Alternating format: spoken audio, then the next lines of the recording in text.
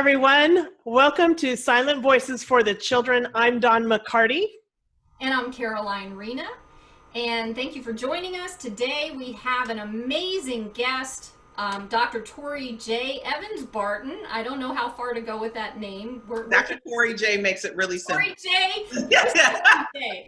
All right. And I'm going to give a little bit of background about her. She is a fatherless daughter who reunited with her father after 31 years and has been through trauma, self-sabotage, healing, and reconciliation.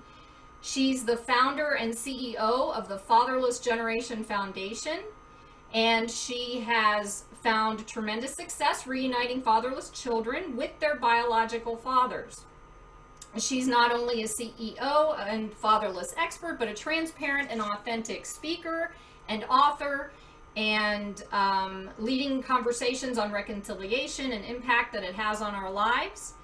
And as well, she provides a new perspective to the fatherless conversation that creates opportunities for fatherless children to heal as well as reunite with their biological fathers. She provides real tools and solutions to overcoming the negative stigmas associated with fatherlessness, like rejection and abandonment. Thank you so much, Torri J, for being here with us today. No rhyme intended. No, you were reading that. I'm like, wow, whoever wrote that was really good. I know, right? I was like, that's good. That's good stuff. It really is. It really is. It's great. It's awesome. Yeah. I wish I would have known you a couple years ago when I was still looking for my dad, because I know that you would have been, helping with that whole, like the part that she mentioned about that abandonment, the rejection that you feel. So yeah, people need to know what you do and how it makes a difference in their lives and reuniting with their fathers and how important that is. Mm-hmm. I can't wait to hear your story. So. Yeah, and I was going to say the similarity of your stories are both, oh my God, it's like magic moment bringing all of us together here, especially the two of you. So, but I mean, I think when you haven't heard my story, you'll be surprised how similar it is. But I think other people would be surprised too to hear how similar our stories are. So we'll have to have a whole nother show just on that. Lunch or something like we talked about before we got on here. Yeah, lunch. Well, it'd have to be lunch and dinner and. And I'm centrally located between the two of you, so my home is open. So we're coming to you. Okay, we're coming. Okay. All right, so let's get started. The first question is really the most important piece of it because it starts out your story and realizing how you've healed through your story and everything, but there's a place where we begin in our story to release from the story and move forward. But I want you to start off by telling everyone what that story is. You can take as much time as you'd like. You can do it in 5 minutes. You can do your elevator speed, however you want to do it. You just do your story because I know that will connect people with you. Well, it's funny that you say, you use the idea of taking as much time as you like. And, you have to condense it when you're on certain places. And you don't think about it in the sense of where do you begin that part of the story. I will say that I am originally from Kalamazoo, Michigan. I grew up in a single parent home. I have a brother who is 7 years younger than me, and his father was always present. I did have a father in my life until I was about maybe 4 or 5. It's one of my first memories, going to a clinic, basically. It was a brick building, I remember. And they kind of poked and prodded me. That's all I remember. And the man that was in my life for that time period, he disappeared. He was no longer around. By the time you're about 10 or so and you're watching things like Jerry Springer maybe or Maury, I know it was at least Maury, you realize that was a DNA test that you took that day. Right? And that's what I always have to tell parents. Your children are doing deductive reasoning without your knowledge all the time. They're figuring it out. Like Dawn, you probably were thinking the same thing about where's my dad, and you're trying to figure it out at a very very early age. And so trying to figure it out, a man associated with me as daddy was never discussed until I was about 18. I was 18. And I don't know if that had an impact on me. I was a very shy little girl. You definitely couldn't get me to do this. You do it. I don't believe that. Very tightly to my mother. My husband and I were just talking about my Vienna sausages the other day. I will never eat Vienna sausages because once you had to get them yourself, you realize that slime that was on the top, that's disgusting. But as a kid, I would throw temper tantrums, whatever that was, but you give me my Vienna sausages and I'm good. And so I will never forget just always clinging to my mother, almost like I lived in fear. Mm-hmm. That's the little girl I was. I was always afraid. And I don't know if I had anything to be afraid of, but I just knew I felt afraid. Mm-hmm. And people call that being shy. Just know that that's a spirit. Like, that's not a good thing to be. And in getting older, and then when I was introduced to who I later found out really was my dad, we were talking one day at church, and right before church started, my mother was like, "See that man over there? That's your dad." And I'm like, "What?" Just like that, out of the blue? Out of the blue. Dad's not associated with Torri in any way. We're going to see my brother's father. My brother's father's around. He has his own set of challenges, but he's around. I have no dad. So now I'm 18, and you tell me that man over there is my father, and then praise and worship started. And I'm staring at this man the entire time. And of course, we did connect after church. I did meet him and his soon-to-be wife. I did go to the wedding, but that was about all, because I'm like, I'm going to college. I'm out of here. And so when you have children who just don't want anything to do with it, especially at that age when they're about to go do their own life, they're done with the drama with you guys. So they just... Yeah. And now you're trying to figure out, do I care? Yeah. And I didn't. I was like, I'm going to college. I could care less. And I left and went to college. And from that point on, I didn't think that it mattered in my life. And by the time I'm 30, I'm being proposed to. And the first thing you think about as a fatherless daughter is, who's my dad to walk me down the aisle? Mm-hmm. And, it's like, oh, really? That's your thing too? This is crazy. And so that really started to mess with me. And I had been overseas for some time. And it was just really something that just kept coming up. And I had to ask my mother the question. I had to ask my mother the hard questions. I had to ask her, who's my dad? You said that one guy was, and then you said this other guy was, right? And it's not to disparage my mother. It's just my mother didn't know. And it happens. And so I don't want her to feel bad about not knowing. We're humans. We make mistakes. And that's just a part of the journey. And that took a while for her to understand that, even from me. My mother didn't even understand it. And in the midst of me asking her those questions, she gave me 2 names. And I called one guy. He'd always been on my phone. I can take you to my phone right now. His number's still in my phone. He'd been in my phone as long as I can remember. And he was like, "I'm your dad." And I was like, I just don't think this man is my dad. I don't get, if he's my dad and he's never said anything, I have a real problem with him. And then the other gentleman, I found his name in the white pages. And I sent him a letter. And unbeknownst to him, it was my 31st birthday. He didn't even know it was my birthday, you guys. Wow. He called me to answer my letter to tell me whether or not he thought he was my father. And that was the man that I had been introduced at church that day. And wow, how significant. Right. And when someone's calling you on your birthday, but they don't know it's your birthday, to tell you whether or not they're your father, I immediately looked up like, I think this is a sign. I think this is something. And we talked for a little while. He was blind by the time he even got the letter, and even by the time he met me. So my bonus mother was reading the letter to him, and him talking to me on the phone, and we decided to do a DNA test. And here we go back to the DNA test.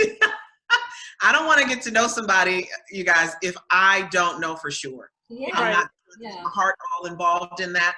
That goes back to abandonment, rejection, and I don't want to get involved if you are not really. Mm-hmm. And I know some people, when they're going through their journey of reconnecting, they're like, well, I'm the child, they're the adult, they should. No, this was for me. This had nothing to do with him at the time. It just didn't. It was for me and what I needed. And what I needed was a father. What I needed, even at 31. Had traveled the world, living in London, England at the time. And I'm like, I needed a father. And in needing that father. Father and closure too, because there's questions I'm sure you had. Absolutely. There's only one way to get those answers. No, only one way. And needing that conversation, I made sure that I paid for the DNA test. And I say that, and I want to put that in the story, because sometimes we get in our feelings and our pride, and then we're like, well, they need to do it, and they're the parent. And this is about you. This is for you. Right. And because it was for me, I was willing to pay the money. And it was a lot of, now they're like $400. They were $1,000 back. They were like $975 back then. And Wow. and I was like, okay, well, I guess I'll pay this money.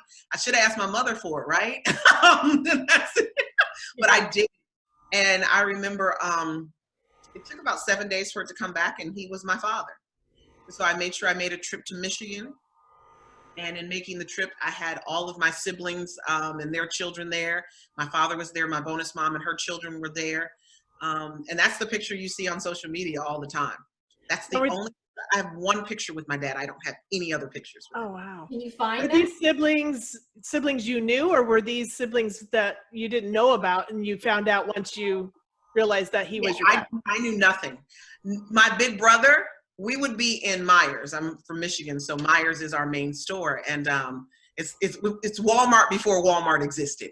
It's better than Walmart though. I'm so biased. Bring it down. I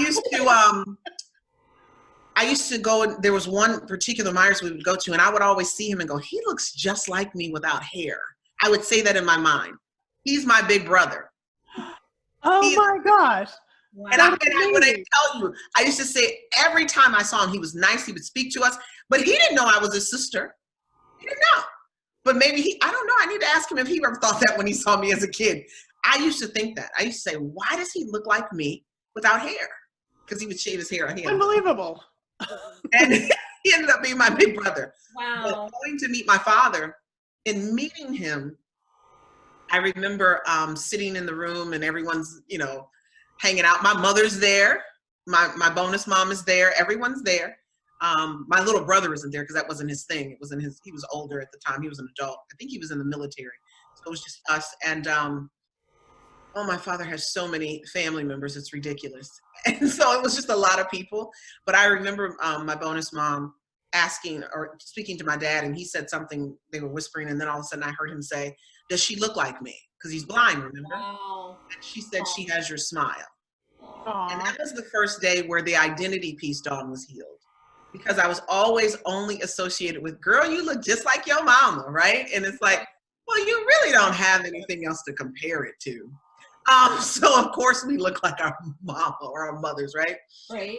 And that was a moment, and I will never forget that moment, because that was kind of like, if you're a superhero and you're drawing your power to you, that was a power moment where my identity. I know that feeling. Oh boy, I know that feeling. And it was like sucking the identity and all of this stuff to me. And so that was a powerful moment to have. And then by the time I spent the next day with them and took him and my bonus mom to dinner. And when I took them to dinner, that's when the fatherless generation was birthed, or at least the idea dropped into my spirit. And I immediately went outside. I didn't even wait till we left dinner. I went outside and called my graphic designer and said, I need a logo for something called the Fatherless Generation Foundation. I don't know totally what I'm supposed to do, but that's what I need. And that's the same logo I've had to this day. Wow. And how long ago was that? 15 years ago now. Oh, wow. Yeah. Okay. I'm telling my age. Look, I'm 46. But yeah, I realized this year that it was 15 years. Wow. I had reunited with him. And my father died 2.5 years into me knowing him. He passed on from diabetes complications. And I can tell you the journey with him was challenging. Dawn, we can't make this stuff up, right? It's not easy. It looks easy, but there's a lot of things we're working through in the moments of being around them. There were times when I'd go to his house and sit for 5 minutes and be gone. Because my mother would be like, I'm gonna go around the corner, because we didn't live in Kalamazoo anymore. Oh my gosh. I'm gonna go around the corner, and when I come back, you need to be outside. And I'm like, we just drove from Toledo. I'm here from Atlanta, and you're gonna circle the block? Okay. And so I would leave, but then there were times when I wanted to stay longer, but there was just this, and I couldn't, because I'm not used to being in the room with a father. I don't like the feeling of being in the room with this father. So it was that thing, Caroline, that you feel, that anxiousness, and oh, I got to get out of here. It felt like fire on my skin. It felt like you got to get out of this space. Yeah. And so I would leave and not spend a lot of time with him, but I could talk to him on the phone for hours. But being in his presence was challenging for me. I wonder what that's about, because I ran into stuff like that with now I'm not a fatherless daughter by being present. I'm fatherless by emotional Disengaged. He was emotionally unavailable and had no clue how to have a daughter. He wanted a son, all that stuff. So it's like I hear your story and I feel similarities in that connection because I could never connect with him. And it's almost like there's also seems to be an emotionally unavailable fatherless generation. Absolutely. Too. And how would you I guess if you want to start talking about that now, or we can hold this off, but I'd like to know how you would recommend to people who aren't actually fatherless as far as their presence, but their emotional presence. Well, and can I just interject real quick before because I mean, Torri, I swear we were written out of the same page on the same book. You molded, but what I think, because I think I had the same feelings about, oh my gosh, I just need to go, or something happens where you're glad you're there, and then all of a sudden I got to get out. And I think what happens to us is that we know what it's like to have this connection with our other parent. And now all of a sudden we're trying to have this connection with a parent that we were missing our entire lives, but we don't know how to. And that I think that gap kind of sucks us in, and it's so enormous to us sometimes. I think that filling that hole takes so much time to do. And when we don't have the time frame to actually build on it, we need our escape route. We've got to have that moment where we need to just back off and then come back. Yeah. Back off and come back. Yes, and I'd like to add to that before you answer that, because it's part of this. It's like within parental alienation, I mentioned I had my son visit me last week, and he's like that with me. Yeah. So he can stand 3 hours with me or 2 hours or whatever. Overwhelming. Done, gone, and there's not personal. I was just going to say, don't take that personal. If he keeps coming back, do not take it personal. I know, but you guys are the children of that. I am the parent of that, sort of, the parent of that in one aspect and the child of that in another aspect. So it's like there's this whole thing going around, like how do you respond to that? We're having to recreate these neural pathways that because they're happening just by being in the room. Yeah. And you can feel them. You can feel voids being filled.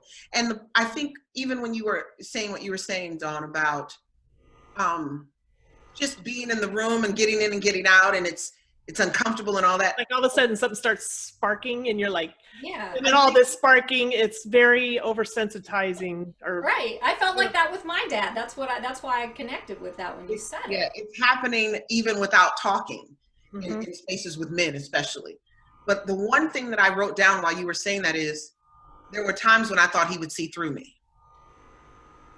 If I'm being honest, if I'm thinking about some of the reasons I got in and got out, I don't want him to see me. I don't want him to fully see me. I'm uncomfortable with him seeing me. But how could he not? I'm part of him. Mm-hmm. How could he not see me? And he knows you, and you're thinking that, yet he knows you. There's no escape from that. But that's something we have to realize. There was even a moment when we did reconnect where it was so overwhelming for me. I wrote him a letter and said, I need you to back off. You've confused everything in my life, including my relationship with God. And I just need you to back off. Like, I'm disengaging from this relationship. And 2 weeks later, I was calling again and all of that. But people need to know, it gets that intense. This is not just, oh, we're reunited and we hug and then we love each other throughout this thing. Right. It takes work. It is lots of work. It's times where you've painted a picture of what a father is like in your head. And there's this moment that I watch with a lot of fatherless adults where you get to see your father's humanity and his imperfections, and you want to leave. Like you are not interested. And it's like, no, you got to work through that, because those are the same imperfections you have. Those are the same flaws that exist in you, but you want to disengage because all these TV shows told you who a father was. Oh my gosh, he's not perfect. I'm out. I'm out. Yeah. That's where the healing comes in, because that's also a mirror for you. That's your father. And like my father passed away in 2003, so I didn't have the option of when I worked through my stuff to go back and talk to him. So, but I can imagine what kind of mirror that would be, as someone who understands how to do healing work, or who has begun their journey in doing healing work, and they're like, whoa, you know, there's something. It's sitting in the room even when it's hot. And it's also knowing, like Dawn and I were saying, when to get out and when to go back in. Right. It's okay to leave and come back. Yeah, the important part for parents to understand is just be there. Don't freak out. Don't fret because we left you. We're not leaving you. We just have to go absorb and process everything, because we just went through a whole lot in that short little period of time that we really just have to decompress so that we can come back. Then that is so important, because in the parent status, after my son and his girlfriend left from the dinner, I sat there and I was like, I don't know how I did it. I was freaking out before it happened. The whole event happened, and we were there, and I was just sitting at the table, and I was so calm and so loving, and just putting out this energy of acceptance. You were just there. Yeah, I was just there and looking at him and loving on his girlfriend. And I'm thinking back, and it's like, I looked at his eyes and he felt contented or something, you know, and I didn't see that. I hadn't seen that before. And then looking back and seeing how I was. So that is important as a parent, to not sit there and be worried about what they're doing, what they are not, what they're not doing, what they could be doing, what they're thinking, what they're, you know, if they're getting ready to run out the door, you know, whatever that was. That's where I went in, but somehow it magically shifted. So I think he gave you a glimpse of his little spirit there. Yeah, and that's important for everyone to know where the child sits, which is what you guys are talking about, and where the parent sits, and being in that centered space to receive that and support that, what the child is going through. It's not easy. I'm not going to tell you it's easy.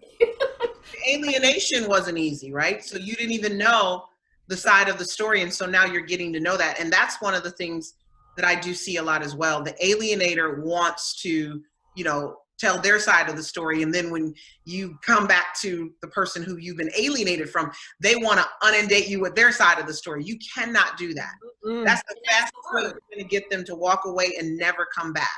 You have to ease them into this journey, because I'm telling you, just being in the room with you is a lot for them. Yeah, we don't need to hear any of it. We just need to help us move forward. So we only care about the future from that moment on. Unless we ask. Right. And we will get to the point where we do, right? Eventually we do. When I got to that door and my father hugged me the first day I met him and he said, "I love you," I tell people this story.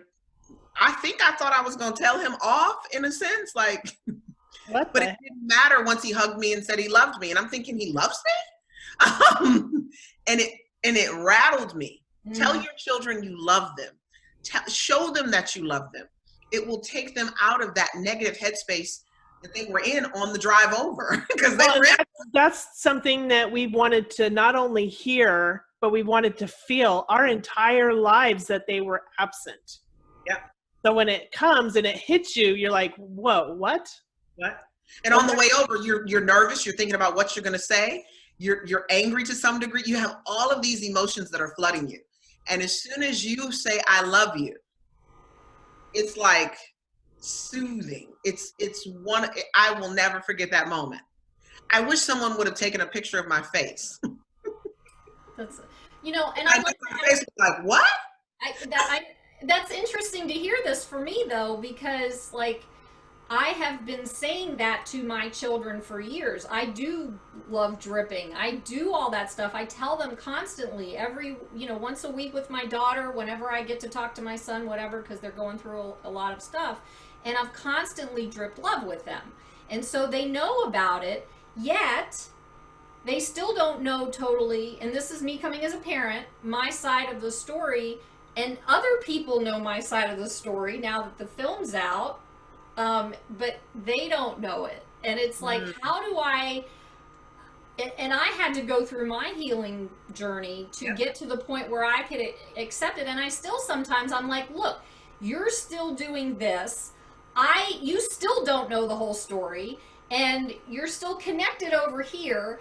And how do I rectify that in my own head to just be? You just focus on your relationship. Right. You focus on them being, because I know my mother was agitated. I know my mother was agitated because she's been the single mom. You haven't contributed anything, not a diaper, not a this, but she also had to own her part of the journey. Right. You didn't tell this person. You didn't. Yeah. And all of this. So you have to focus on your relationship. And then when it comes to the child who's coming into your home, Caroline, when it comes to your children, they have to focus on their relationship with you. They can't get caught up in even some of the antics that you have and you feel it. Oh, they're with the alienator and why are they talking to him? And you have to stay focused on your relationship. It is literally blinders and boundaries. Yeah. And for me, I focus on our relationship. When I'm not with him, that's when it all starts coming up. So you need to reconcile. That's your reconciliation. Right, that's my journey. But I don't bring it in to him. That's why I write letters prior to that I don't give to him. I go through my own thing because being with that child that I love so dearly who has no clue is very hard. It's not it's like a memory that doesn't exist where you remember it because you lived every single day of that very traumatic experience. They lived a totally different experience. So what you remember and what they remember are completely different things. Right. And I say that all the time because like for parents, all these parents, it's like, I know every angle of every piece of the story. I have it on paper, I have it in emails, I have it in my head, The child doesn't know, the other parent doesn't even know what I've been through, what I went through as the parent, or what any parent goes through, because they don't care. So it's like getting that all caught up or whatever. So I can imagine what I'm going through compared to what he's going through as the child, right? And rectifying all that in his head, especially not knowing. Well, this is why we share a lot with parents that you need to be healed emotionally so that they have a safe space to land, so that you're not in this collision because of your reconciliation and their reconciliation. It needs to be complete so that they can just come in and you can move forward together. That's hard. And I think you've done a lot of that work, Caroline, but there's parents out there that are still in their process. And I think it's important for them to realize that the sooner that I'm just going to say it, as soon as they accept the situation for what it is, and if they want to have their children back in their lives for the future, then work must begin before that happens. And to add to that, I want you to put in also, Torri, but to add to that, it's like you have to also realize that as the child grows up, and you guys can tell me if I'm wrong from your perspective, but as the child grows up, he's still growing up as a 18-year-old, and whatever 18-year-olds do, I'm going to college. I don't want anything to do with this. They're still going to do it. So it's not, at that point, it's not a rejection anymore. It's just them being an 18-year-old, and it will continue that way, and being able to meet them where they're at and still work through your own stuff, because there isn't a completion. It's an ongoing thing, but being able to move beyond each level, each process, and being able to meet them where they're at every single time. Again, it's not easy, or what is it? It's not easy, but it's simple. Is that the phrase? And then I'm sure you guys go through the same type of thing, as you're growing up. Like, you don't want to be with your dad in that moment because you want to enjoy college. You want to go off and have a great, do whatever you're doing, and it was just too much. It's overwhelming. There's some things that you hit on, and I want to touch on it. The reason that the alienated parent is struggling and trying to do things is because they're frozen in time. They're frozen in a story that was, like Dawn's saying, you have a different reality than this child. You are frozen in time, but life has still moved forward. So then how do you deal with being frozen in time, but life is still going on? And you're trying to get time back that will never be gotten back for you. Right. You can move on. Build the future. Your journey. It's the acceptance that you're not going to get that time back. There's no punishment. there's no thing that you can tell your child that's going to make them rewind and go back to whatever age they were when you were, you know, forced out of their lives. There's no leveling up on that. You can't none. level that playing field. You can ask, look, I'm a spiritual person. You can ask God to redeem the time and reconcile things. That's about all you've got. That's all you got. And then the other thing, Caroline, even when you were talking, and I heard some of your story before about disengaged father, and I'm thinking when you're talking about how you're always, when he's gone, there's a story, right? And you're telling the story. You're healing way more than this alienated situation. You need to focus also on healing the alienated situation with your father, the disengaged emotions with your father, because this situation triggered all of that. Right. The situation, and that's what we don't recognize as individuals in this movement. If you tell a man he needs to heal his own fatherless situation, that has nothing to do with blah, blah, blah. It has everything to do with it. The study said that if you are alienated as a child, you are 50% more likely to be alienated as an adult. Go heal your father's stuff. You know how many men come through my program, and when we tap on their father's stuff, they're emotional, they're hurt, they're broken, and we get them to realize maybe this is what your father went through with your mother. But because your mother's a deity, and you know, because we idolize our mothers, we put them on a pedestal, you can't imagine your mother doing this. Your mother wouldn't, but the woman that she is would definitely do it. Mm-hmm. That's what we have to reconcile when we're moving forward into the relationship with the other parent. Right. And you know, you're a woman who's dealt with it, but a lot of times it's a man. And so we don't deal well. And your son needs to heal this with you so that he can be not only the best boyfriend to this young lady, but also when he goes on to get married, he won't repeat this same pattern. This has to be broken now. But that's how it's set up. You know, I did my work around my mother years ago, and now I'm surprisingly, I'm doing the work around my father. And in this present moment, you know, even as we're speaking, I'm hearing all this stuff. I'm like, all this stuff going on. That daddy thing together, yeah. Here you've got your son, and then what if he has a daughter? Then they're in the exact same position that you and your dad were. So this is why it's important that work is done. And that's why I wanted to say, yes, cycles. This is not all of our fault. Even those dads who are watching and moms who are watching, you're blaming yourself or you're trying to absolve yourself from all of it. Yeah, it might not be your issue. No, I didn't do anything wrong. But what about your parents? This is cycles that are happening. You can call it the universe. You can call it God. You can call it whatever you want to call it today. I'm not even going to get into that. But it's still going to happen. Yeah. You have to break the cycle. You have to break the generational trauma. That's what I was just going to say. Bam, you did it. Don't break it. It's going to continue to happen. And it's not always our fault. It goes back to the people behind us. Yes. And what's deal really with their cool mess. about healing, what's really cool about healing ourselves is that when we do, we get to heal the people behind us too. Yes. And the next generation. Yes, and that's the power, because we're made of energy. We're all energy. It's going to go backwards. It's going to go forwards. That's why, you know, all the work that we do is for the children who are going to be in the world in the future. We don't even know who they are. So when we heal these wounds that we've received from our parents and the wounds that they received from their parents and blah, you know, generations on back, when we get to heal that stuff, that's when the power and the love and the beauty of life comes out. That's where it begins. That's called epigenetics. Yes. Yep. Yeah. Well, yes. Yeah.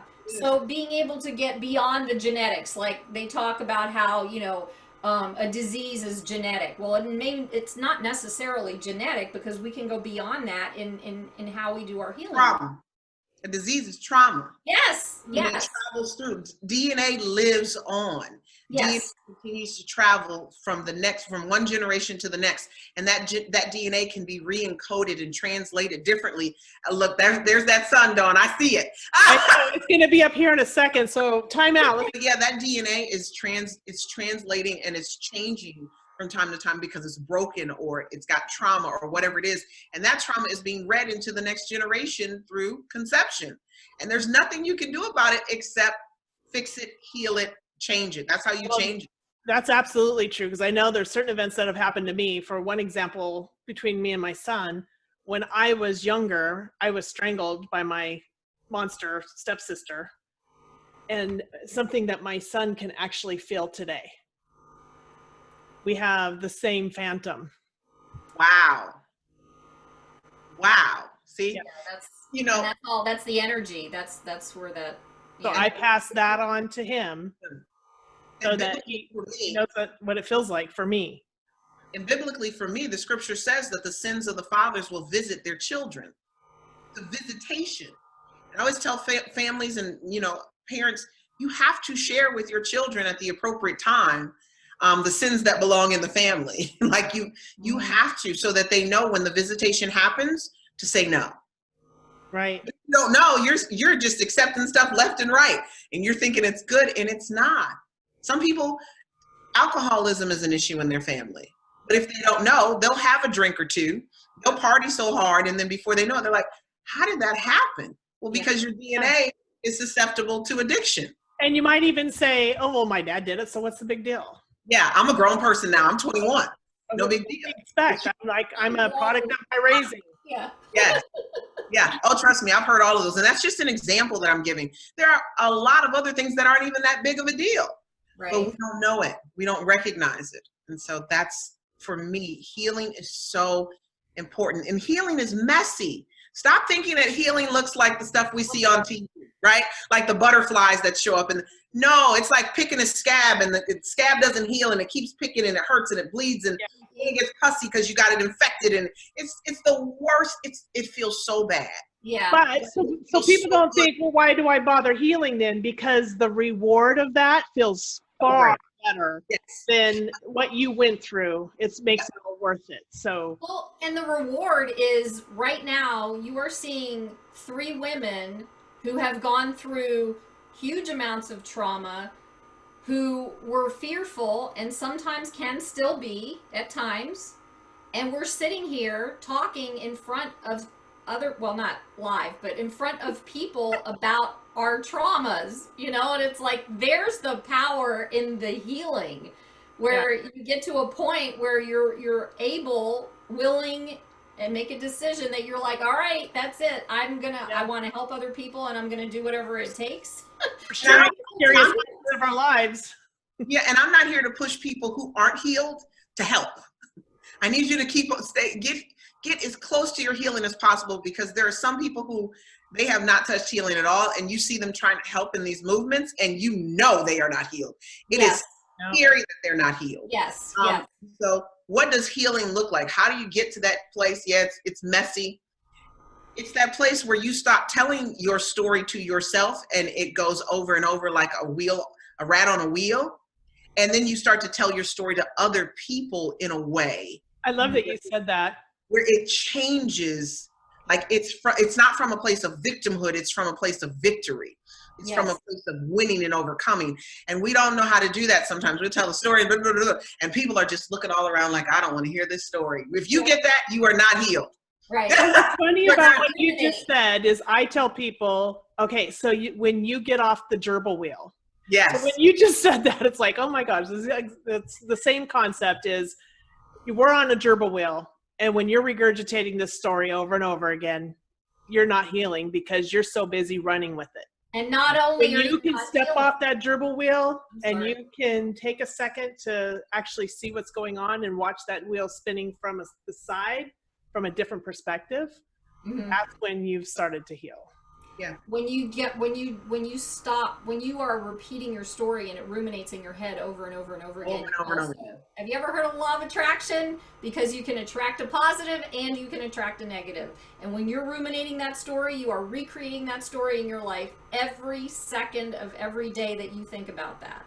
And your life is not going to change because you are in that story. You're stuck in it. And you need to blast out of that story and find ways to do that and people to help you support you. And don't be proud of the story. I was proud for a little while until I stopped being proud, and I started getting tired of hearing my own story. And then it was like, yeah, I can't do this anymore. This is not helping me, you know? So that's where you go. Well, there's a purpose for your story, and that's not really intended for you. Right. It's intended for someone else to learn. And that means if they're going to learn from your story, you had to have healed in order to share it. Yeah. and to share properly. Yes. And one of the ways that healing also helps or takes place in the midst of that is recognizing your parents' humanity and having compassion for them. The moment you can shift gears on that from a fatherless daughter or fatherless son's perspective, your world really opens up to you. That's really true. I remember. In so many ways, people will start asking you questions and coming to you. I wasn't an expert when I started this. I didn't want to be an expert at this. That is not my plan. You woke up one morning and decided, I'm going to be an expert at, right? Fatherless. And I remember when that's not sexy at all. You can't even package that right. Like, it's not even a branding strategy. I remember when I found out, and I'd reunited with my father, and I was finding all this stuff out. This was only in 2016. So I was going through the anger and all the emotions all over again, where I thought I had healed, but I hadn't truly healed because I still needed those answers. So I had begun my healing journey, and then I had to begin my healing journey again. Yeah. So I'm repeating something, but this one was more effective and it was more painful. It dug up so many more traumatic and deep wounds that I really needed to get down into the bottom of it. So it's a lot of work, but when I knew that I was ready to actually share was when I started last year, because I was pissed at my mother. And that whole 1.5 to 2 years, I was so angry with, why did she steal all this from me? I found out I had brothers and I had nieces and, so everything I found out, I was mad at her all over again. And that was part of my journey. So it wasn't until a year ago that I was able to start talking without getting angry. I was able to share the story without bursting into tears. And then I knew that I was going to be okay.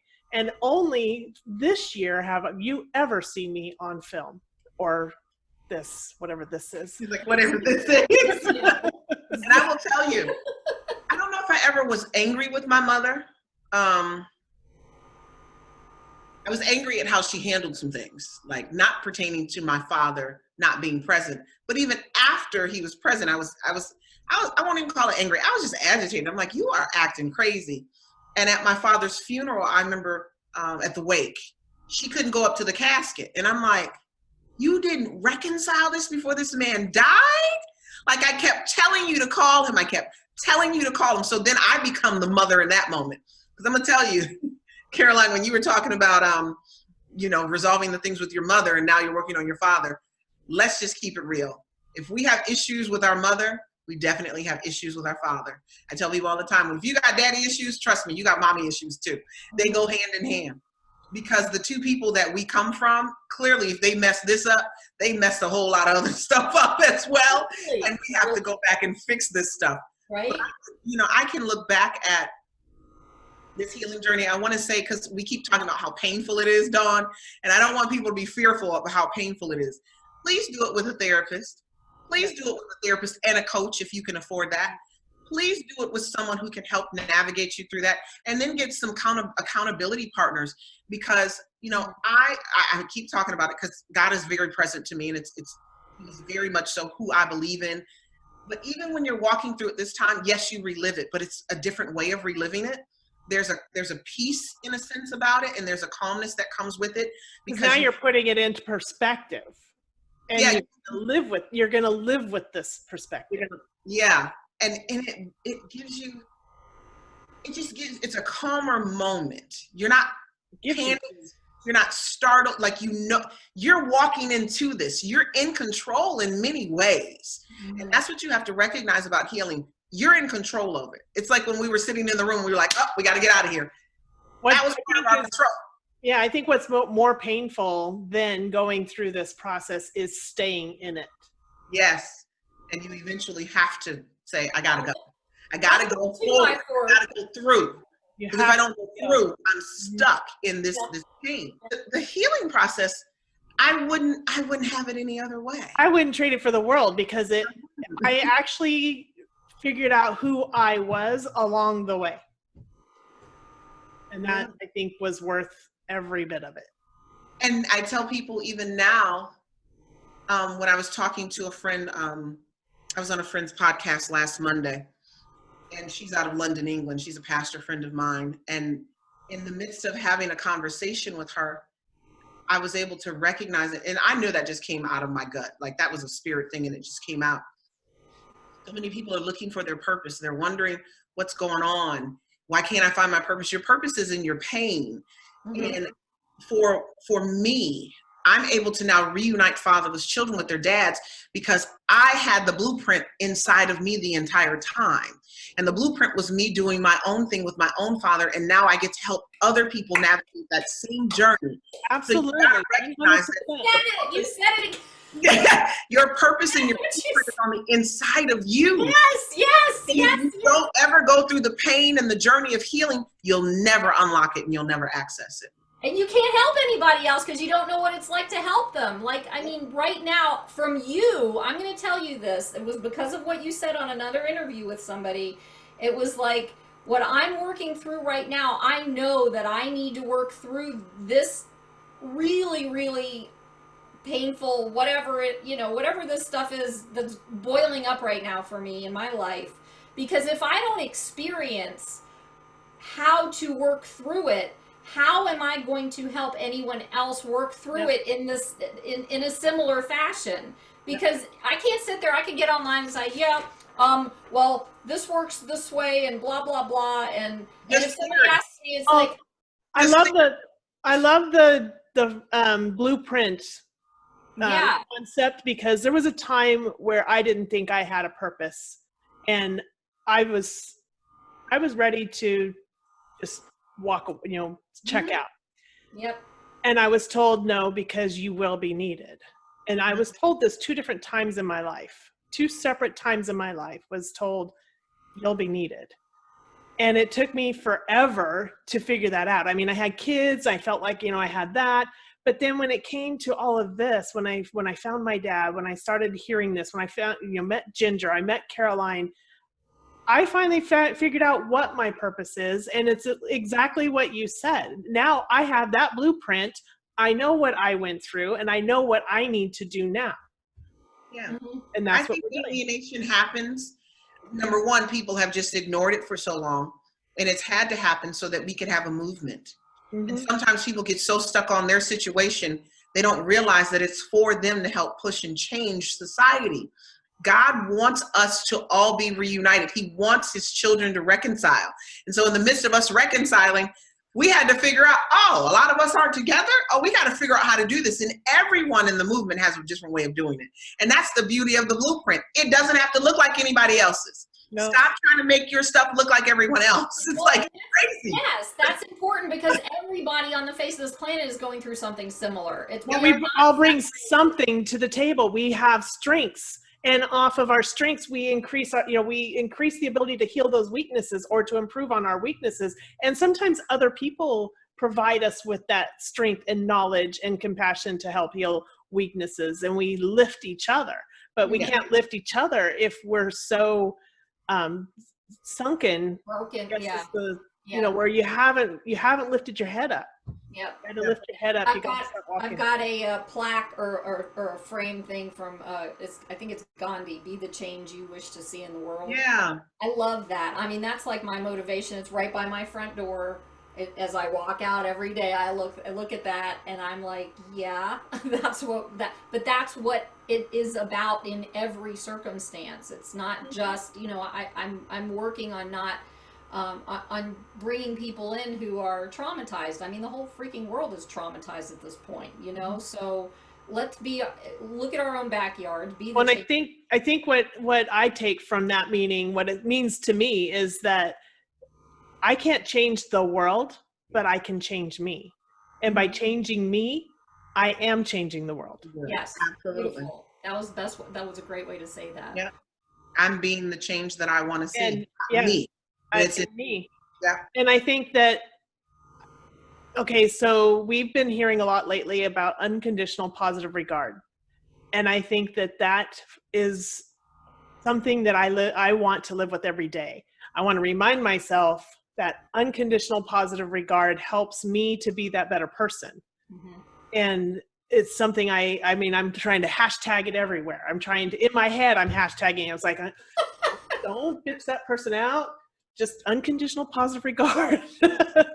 And, you know, it reminds me, it's stuck in my head. And if it works, then use it, apply that.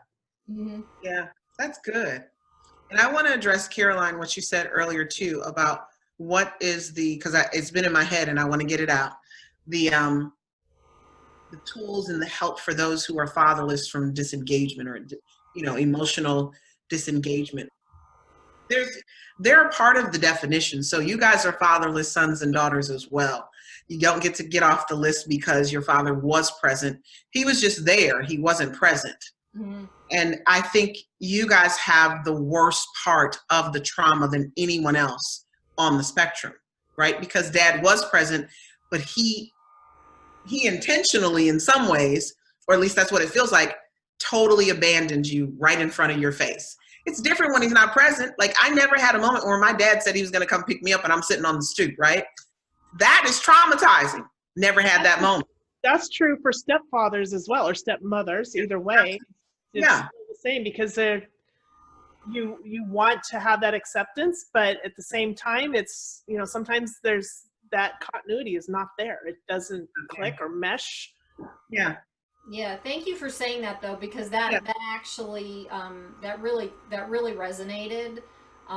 Where I never thought about it that way. It's almost like the difference between physical and emotional trauma. You can see the physical trauma, but you can't see the emotional trauma. Yeah, and you're looked at it that way. I mean, that's like a guide in another direction I can look in, you know, to work through that as a daughter of a father who was emotionally unavailable. And anyone else can, you know, you can do that. But I'm grateful for that you brought that in, because I never saw it that way. And there was a young lady who I had speaking at I've Got Daddy Issues in Greenville. And she still has done some graphic design work for me. She came to my conference and we connected. Camille is amazing. And one of the things she talked about during her speech was the feeling of what her father would think if she branded herself a fatherless daughter, because he was in the home. But she had not had the talk with him about how she felt when he was not present. You guys get to have something that many people don't get. You get to have someone present that you can talk to, and maybe they're not there present the way you want them to, but once you get older, you get to have that conversation. You have a phone number, you know where they live. Like, you just have to step out and be bold enough to have the conversation. And a lot of you are scared because he was present and you don't know how he's going to feel or what he's going to think. You just have to, maybe he didn't know, maybe his dad was that way. So he thought that's how a man was supposed to act.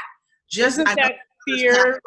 Sorry. I know you don't have that moment anymore, but for those who, look, I'm going to tell Caroline to journal and write a letter. I'm going to tell her all day.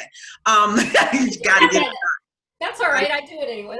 Yeah, got to get it done. But those who have that father who was emotionally distant, who wasn't emotionally present the way that you wanted him to be, and he's still alive, you need to get yourself together and get your list together and go to him and talk to him. I need to share something though with what you just said, because when I was 32, this was before anything happened with the alienation, I connected with my father and asked him if we could go to lunch and I could talk to him and just ask him about his past so I could get to know him, because I really didn't know anything. And I brought one of those little tape recorders and I stuck it on the table so I could remember, and I still have that. And as we went through the conversation, I went through pictures and, you know, got to know him and all this. And then one day I said, at one point I said something to the effect of, you know, I've done all these things. And then I said, are you proud of me? Because I'd never heard him say that before. And his answer was, and this threw me for a loop and stuck with me for the rest of, well, up until a couple of weeks ago, as I go through this, what stuck with me was, of course I am. He could never, ever, ever tell me that the words could not come out of his mouth. And that just pushed me. I'm like, really? You really would say something? So, of course, what that led me to do was always tell my children I'm proud of them. You know, but you also, as that child, just like you were saying, it's like you're still gonna go into that conversation having your thoughts go running through your head like, well, who is he really? What's he really going to say? What does he mean? Is he going to answer the questions I'm asking? The question. Does he want to sit down with me? Is he going to say no? You have to both have to go. Once you know your parents' humanity, compassion comes in, and then forgiveness comes in. Yeah, and that fear is rooted from the rejection. So that's the piece you've got to overcome and take that step out of that fear, that fear base. Yeah. Well, I want to get you into the piece, like you started talking about healing journeys, but I'd like for you to talk about your healing journey, specifically in like maybe sharing with other people what kind of tools you've used for yourself. I know your relationship to God is a big one for you, and I'd like for you to just kind of go in a little bit more on your healing journey specifically and that type of thing with what you do. So I don't think you need a therapist as early as I didn't know. So I'm going to tell you, get one immediately. Get one right now. Which I did earlier. Right. I didn't know I needed that. Dawn, I wish I would have known sooner. But I think everybody needs access to a good mental health therapist, whatever, something. I think we all need it. We all need it. His name is Pastor Andy. He's a part of the ministry that we came out of Atlanta. And I'm like, I hope they don't know we're not members technically there anymore, because I need to still see him.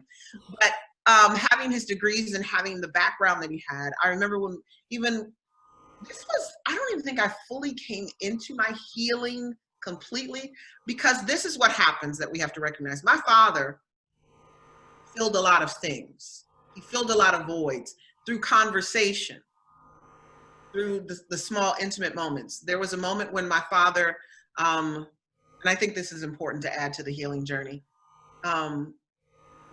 He was sick, and he was having a lot of different things going on with him with diabetes.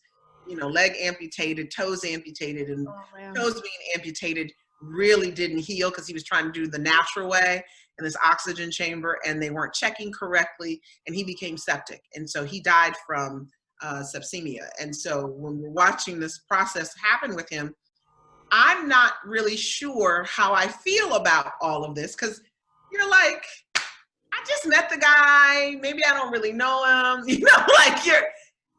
Dawn knows what I'm talking about. It's the strangest, it's in body, out of body. Like, you're present, but you're not.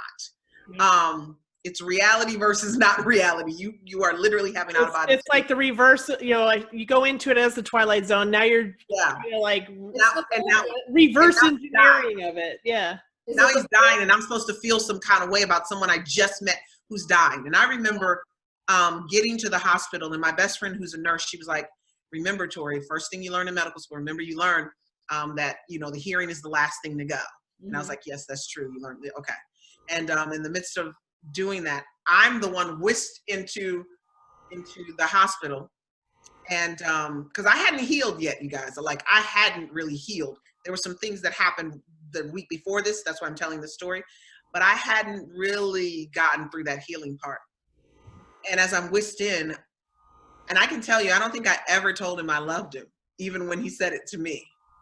But when I got to that room, and I remember them pulling me and pushing me, and everybody's around me, and the waiting room is over here, and they're whisking me to his room. And I get to the room, and I lean down, and I tell him I love him. And I believe that that's when because you'll say it on the phone, yeah, I love you too.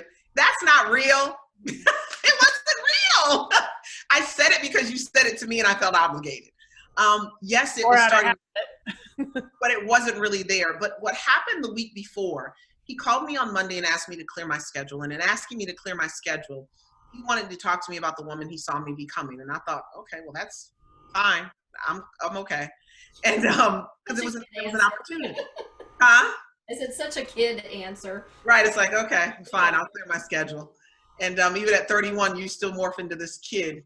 And I did. I was just like, okay. So he's talking to me about mistakes he sees me making, and the things that he thought I should change up. And he was very proud of some of the other things that I'd been doing, but he just really wanted to impart some things into my life at that moment that would help really direct my path.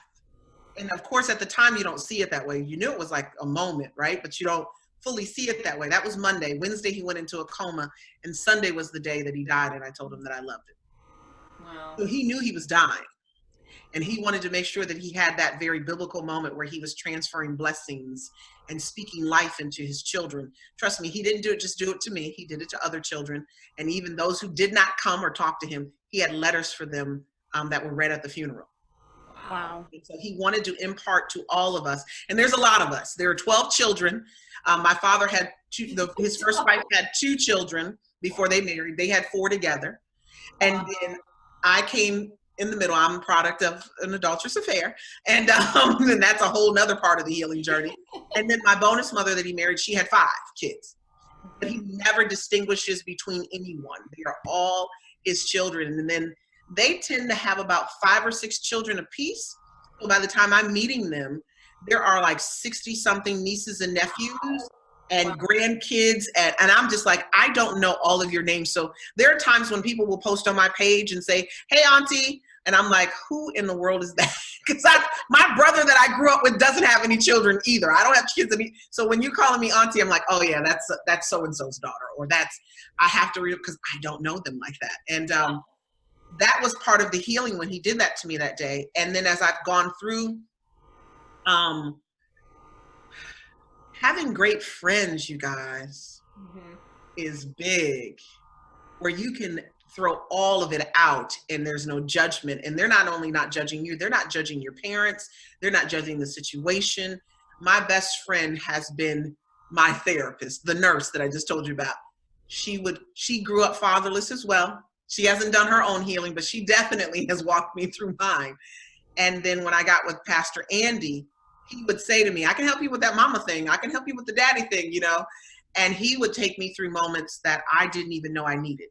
He would take me through, what's your core belief? What are your core beliefs? And then you get into those things and guess what they are? I'm not lovable, I'm not worthy. And what's the other one? Good enough? And I'm not, abandonment, rejection, right? They're gonna leave. Those are your core beliefs. And those core beliefs go right back into fatherless daughter syndrome. And you're like, I'm still working through this. So as you work through it, it's affirmations. It's getting rid of head trash. I actually got certification in cognitive behavioral therapy.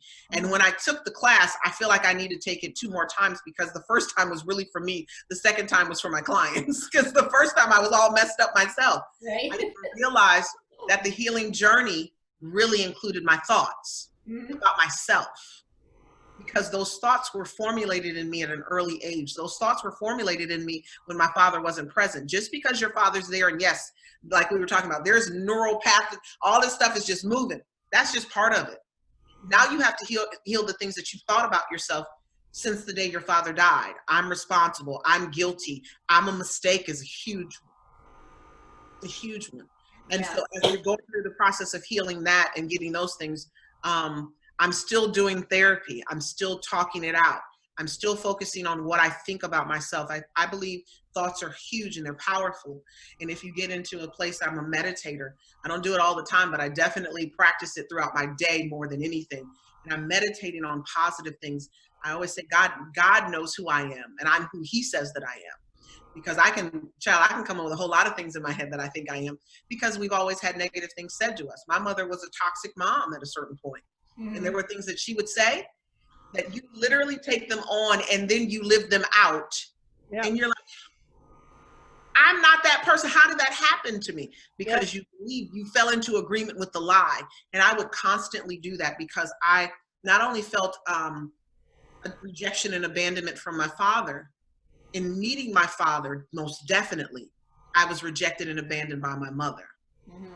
So then I had to work through that part of the healing. So it felt like it was ongoing. And I think there are still some things, like sitting in that room with your dad, you know, recognizing that I was always uncomfortable with the voice of a father, the voice of a man in my life. Going back to those moments when men would speak to me and I would tear up because they were men, they were strong, and I'm like, this is foreign.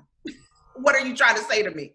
He's just trying to tell you how proud of you he is. And these were just surrogate men in my life.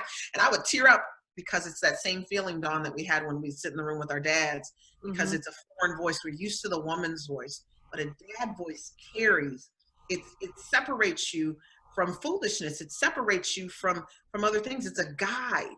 And a lot of times we're just used to discipline and correction. We're not used to guidance. And that Father's voice adds guidance. And in having that and building more people around me, that's been a part of the healing journey. And then getting married. And that number, you know, is low when you're fatherless and divorce is high. And I got married to a fatherless son. And so then we have moments where it's like, why am I uncomfortable with what he said? Is this him or is this me and my fatherlessness? You got to always check yourself concerning that. But I will tell you, I'm telling you that part of those stories, but I'm going to tell you my number one tool is my therapist. My number two tool is my coach. My number three tool is constantly reading and getting the head trash out of my head. It's the biggest place of my healing. It's what I think about myself, because I didn't have a dad. I didn't think that was it, but it's what I thought about myself and still working through. I'm just learning this past weekend, I have an issue with celebrating my small wins. And so even in not celebrating my own small wins, I am not good at celebrating my husband's small wins. And I had to tell him, this isn't about you. This is really my thing with me. I will have an interview. I will have awards. And I'll be like, yay, for about 15 minutes. And I'm like, on to the next thing. Yeah, I'm exactly the same way. I'm like, oh, wow, I see that. It didn't feel successful. Right. People are like, Torri, you're a success. And I'm like, I am? I remember the first time I had to stand in the house by myself in words of affirmation and say, I'm successful. I bursted into tears. I bursted into tears because it's like that moment when your dad tells you you're proud. Well, of course I'm proud of you. What?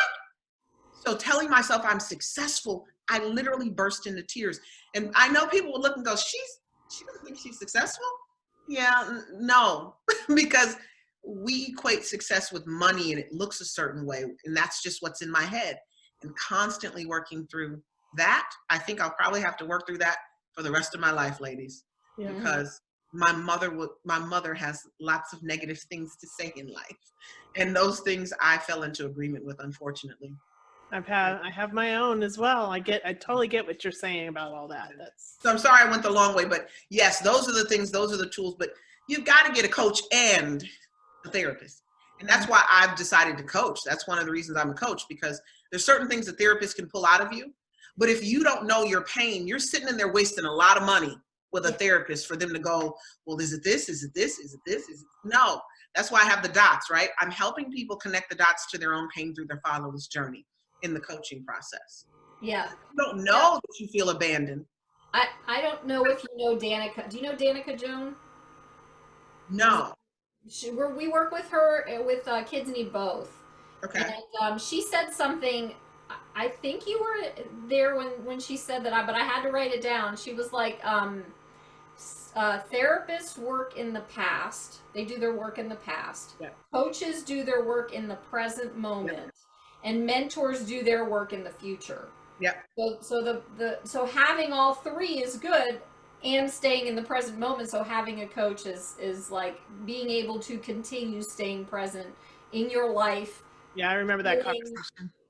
You know, moving forward, you know, doing your work and all that. And it's just, I was really taken with that way she said that. So yeah, absolutely. Because the pain that you're feeling right now is connected to the past. Right. So once I help you recognize where your pain is right now you've got to go to that therapist and really get to the root of what's happening in the past. There's only so much I know how to do with that. And I'm not going to step into a lane that doesn't belong to me. Right. Yeah, and one of the things that I've recognized over the past couple of weeks is that, especially for people with complex PTSD, which I've been working on through, I recognize that because of that, my pain stays in the present. It's like, it may be in the past, but it consistently, because it's such a, like you were explaining earlier about picking the scab, it's such a visceral response going through complex PTSD that it's still here. You know, and it's like, I don't know how to get out of that. And there are moments where nothing works unless I do something physical, or, well, breathing is physical too, but it's something physical or just breathing my way through it in the present moment. But knowing what works, right? Right. That's the tool. Works for you. That's key. If you don't know what works for you, if you like trying to find a therapist, stop looking for just any therapist. Number one, you've got to look at someone who understands family conflict, loyalty bonds. There's certain things that you've got to specifically look for. Otherwise, you're just going to get someone general who is only going to get you to just the part of the tip of the iceberg. They'll never get down to the root of what it is. They have to know what they're talking about concerning family conflict. That's huge. Yes. Yep. All right. Well, that's I love this. This is so much fun. Okay, so the next question I have for you is can you expand a little bit more on what you're doing now to help and advocate for others? Okay. So the Fatherless Generation Foundation, we started 2010, and I actually started out helping fatherless children in peer groups through Boys and Girls Clubs. And so we would provide them with tools on how to cope with not having their father present and overcome those obstacles. We were not trying to reunite them at the time. It was something in my head, but I kept getting pushback. A lot of moms were like, we don't want them back. And I'm like, okay, I'm gonna just focus on the kids. I felt like if I could change that generation and help them work through their pain and give them tools to heal, I could really set that next generation up to succeed.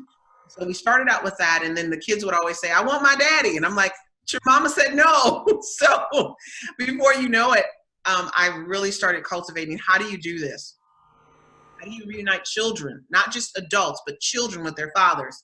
And I started looking at just what that looked like. Fathers don't have physical rights. They don't have any legal rights to their children. What do you mean? They're their children. So I had to really get, I had to learn a lot about that. And in the midst, I then said, we're going to start a program called Commitment to Fatherhood. So the Fatherless Generation Foundation provides the resources and services to help reunify and bring people back together who have been absent for 10, 15 years or whatever that number is, and helping adults do the same thing. Some people have been alienated much longer than that, as you know, in your situation and others, and giving them those tools to help them heal and just sharing my story. So then with the Fatherless Generation, we have peer groups, we have the Commitment to Fatherhood, we were doing tutoring, and then we were also doing husband and wife mentor teams, because we believed that if you could not see a two-parent home, you were bound to repeat that issue. Mm-hmm. And that was successful. But with COVID, so much has changed, right? That's why I'm like, I'm not as busy as I used to be, because we've had to shut down all the offices and kind of figure out how we're doing things virtually and getting people where they need to be. Yep. And I will tell you that even out of that, after getting married, one Facebook Live I was doing, my husband was like, well, I didn't even know I was fatherless until I met you. And I'm like, I married you. And I'm like, you were 42 years old. You know your daddy wasn't present. Like, what are we talking about here? And I've got daddy issues out of that. And so that's now, I'm beyond fatherless. I've got daddy issues, which then put me on tour to help other fatherless adults heal. I had to recognize that a lot of the reunifications that I was doing, that there was still conflict. That was just like, where's the conflict coming from? And you recognize that it's not even with the person that they're in conflict with. It's with their parent. Yeah.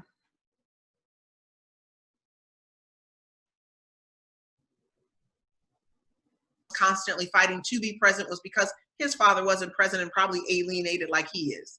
And we have to heal them. So we've gone through that process of working to help them heal. And that's really where I've stayed focused in this season. I have a podcast now and some other stuff that I'm working on now that I'm home healing my own thing, which I'm really excited that's happening. But yeah, that's the work that I get to do, and I get to do it every day. And when you look back and you say I started it in 2010, but I didn't start the reunites until around 2000 and maybe 13, 14.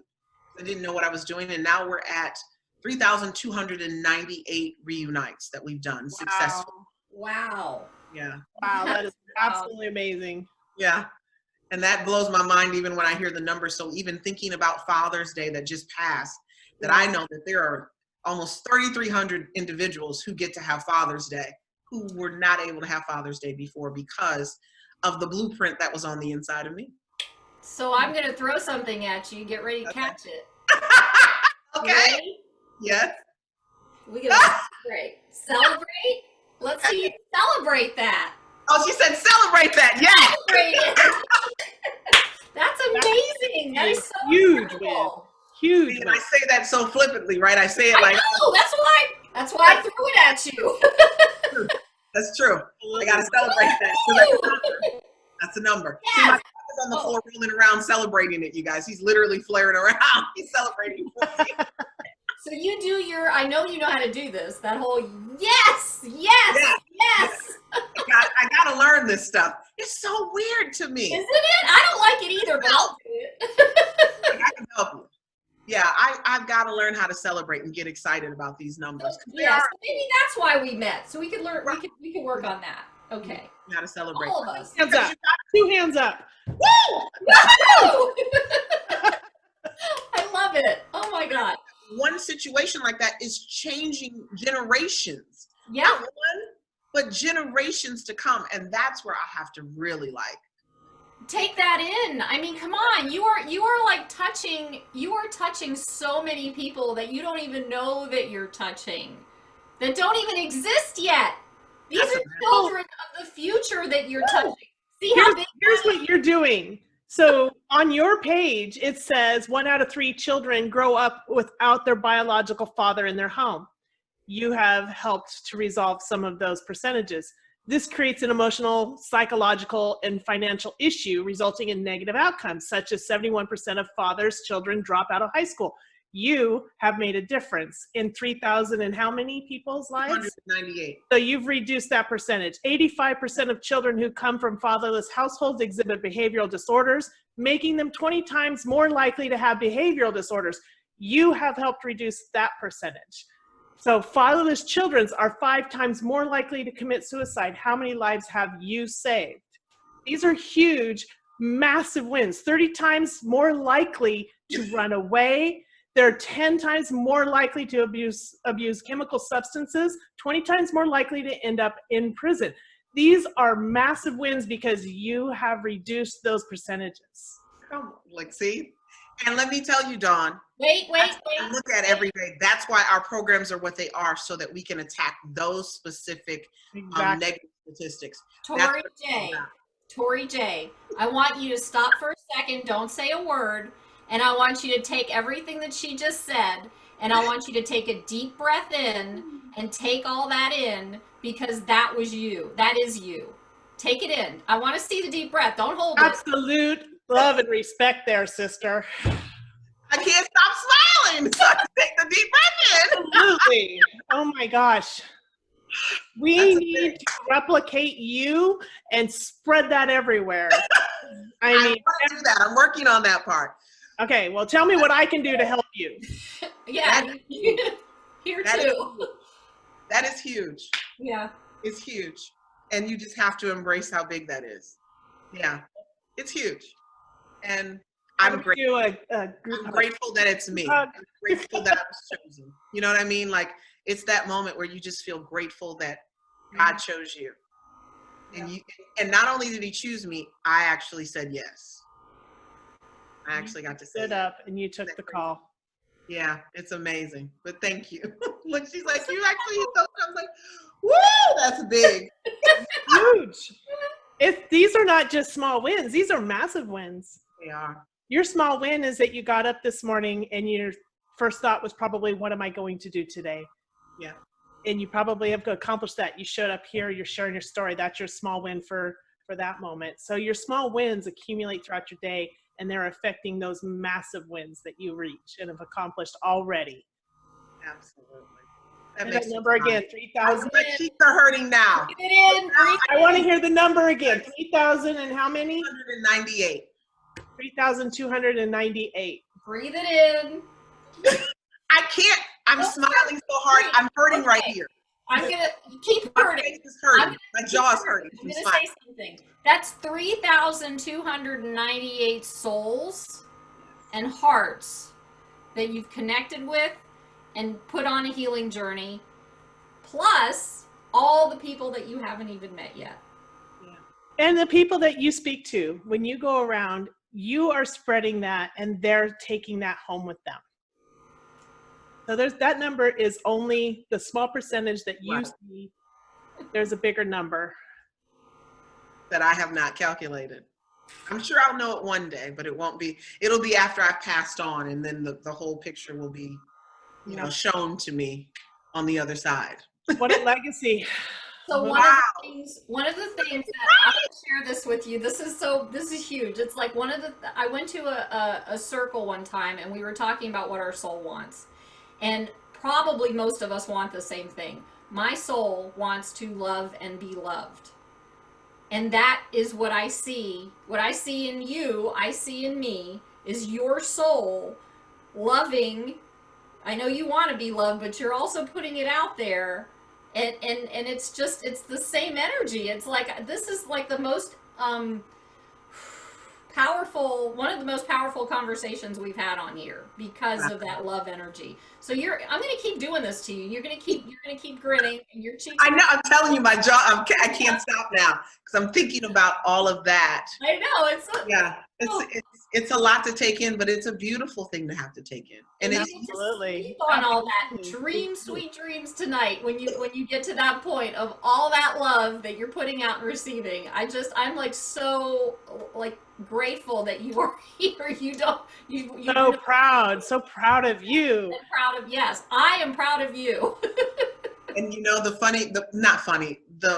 most remarkable thing that I get is to have a relationship with a bonus mother who, yes, my father spoke those things to me before he passed, but then she will see something posted online and she'll type in the chat, yep, your father said you would do that. She's like the keeper of the things that he believed I would do, like the keeper of the prophecy. Like, it's amazing to be able to have access to that. And even talking to her today about, what do you think my father would say? What do you think my father would say about this situation? And she could tell me, wow, he's not gonna be happy. This is what he's going to say about this. And this is how you need to fix it. This is what he would tell you to do. That's beautiful. It doesn't get any better than that. And when people ask me, like, let's even talk about the fatherless child who's passed on. I got a few more minutes. I got another meeting here in a moment. The fatherless child whose father's passed on, and you didn't get a chance to meet him. He has extended family. Find them. They know the stories. They know who he was and who he is. They know everything that you need to know. And go to them. There's a grandmother, there's an auntie, there's an uncle, there's a brother, there's somebody in there who is willing to embrace you, love on you, and allow you that space where you can get to know your father. I'm really glad you brought that up because my dad passed away 2 years after me reuniting with him as well. Crazy. But because he didn't know who his father was when he was growing up. He never got to meet his father. So there's that. But I found his father's family through Ancestry DNA. And not only did I find his father's family, his mother's family contacted me and said, who are you? And that's how we found them. So before my dad passed away, I reconnected him with the cousins that he grew up with an aunt, his favorite aunt before she died. So he got to reconnect with his family before he left this earth. Wow. Through you. Yeah, now I have family that they have accepted me with unconditional love, which is something I needed my entire life because I was raised in this step family that rejected me. So having my family accept me because of who I am and that unconditional love is the most amazing thing. It is. So, for those of you whose father has passed on and you know your extended family, go find them if you don't even know them. Go find them. They fill in some blanks. Yeah, exactly. They will fill in some blanks completely. You may not get the full thing if he was present, but you're going to get way more than you have now. Way more. That's awesome. I didn't know that, Dawn. That's beautiful. I love that. It absolutely is. So I know you have to get going, so I wanted to ask just one more ending question so we can close out. And I'm going to combine them. So a part of it is like, what would you like to say from your heart to the hearts of other fatherless children? Just from whatever you want to say. And then when you're done with that, if you could let people know how to get in touch with you or find out more about what you do. So, well, what I want to say to fatherless children is, let me ask him a question. I'll ask the question. What is it that's stopping you from reuniting with your father? What's stopping you? Because if you think that you have everything that you need, if you think that you're covered, if you think that you're fine without him, I'm going to tell you right now that you're not. You may be doing awesome in life, but I can tell you that this is a leg up. You're going to be better when you actually go through this process, and you just don't know it right now. And many people will tell me, who are fatherless, they'll say, well, I don't need him. I'm not missing anything. You can't miss what you didn't have. But the problem is you don't know what you're missing because you don't know what you're missing. And you're missing out on a whole lot of stuff by not being involved with your father or having him in your life. And it's not up to him to make the move. This is about you.